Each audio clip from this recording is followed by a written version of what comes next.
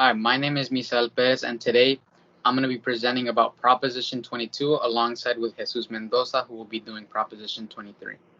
All right, so to start Proposition 22, while we just wait for the slide to load, thank you for everyone who's attended this Cohort 12B Proposition meeting. All right, so what is Proposition 22?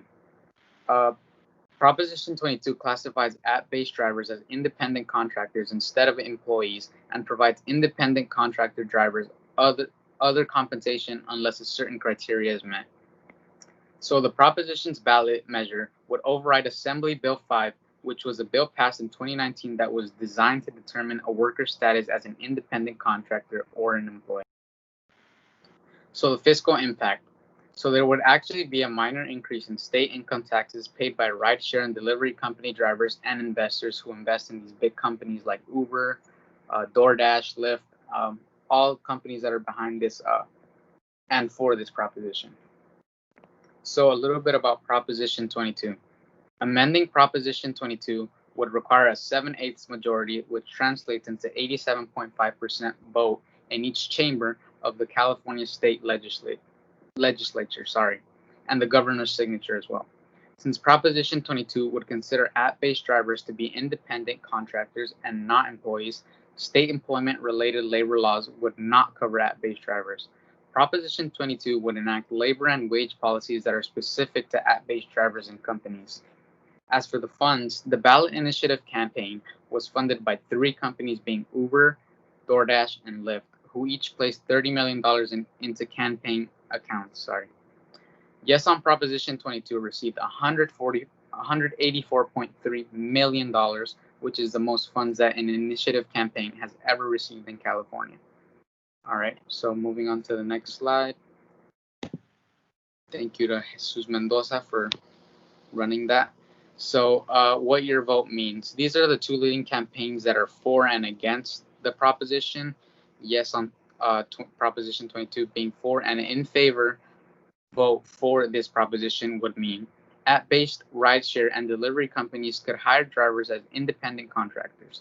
Drivers could decide when, where, and how much to work, but would not get standard benefits and protections that businesses must provide employees. So against it, it would mean app-based rideshare and delivery companies would have to hire drivers as employees if the courts say that a recent state law makes drivers employees. So drivers would have less choice about when, where, and how much to work, but would get standard benefits and protections that businesses must provide employees. All right, so that's the end for Proposition 22, and we're moving on to Proposition 23 by Jesus Mendoza.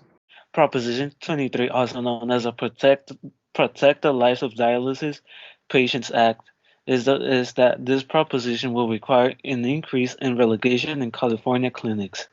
The proposition will require for physicians, nurse practitioner, or a physician assistant on site during treatment, prohibit from deducing services without state approval. It will also prohibit them from refusing treating patients based on payment source. Fiscal impact. It will increase state and local government in the low tens of millions of dollars annually. And the supporters of Proposition 23 are Service Employees International, Union United Healthcare Workers West, and the Democratic Party of California. So we're going to move to the next slide. So if you vote yes on Proposition 23, if you vote yes on Proposition 23, chronic dialysis clinics will require a doctor doing all patient treatment hours. The proposition will also require infection reports combating bad hygiene. They will have better staffing. Discrimination based on patients. Insurance will stop improvements to all clinics in the rich or poor neighborhood. And if you vote no on Proposition 23, so if you vote no on Proposition 23, chronic dialysis clinics will now require a doctor during all patient treatment hours. Proposition 23 will force many community clinics to shut down, meaning the life of 80,000 dialysis are at risk. The cost of healthcare will increase by hundreds of millions per year. Will make doctor shortage and ER overcrowding. American Nurse Association of California and California Medical Association urge to vote no on Proposition 23.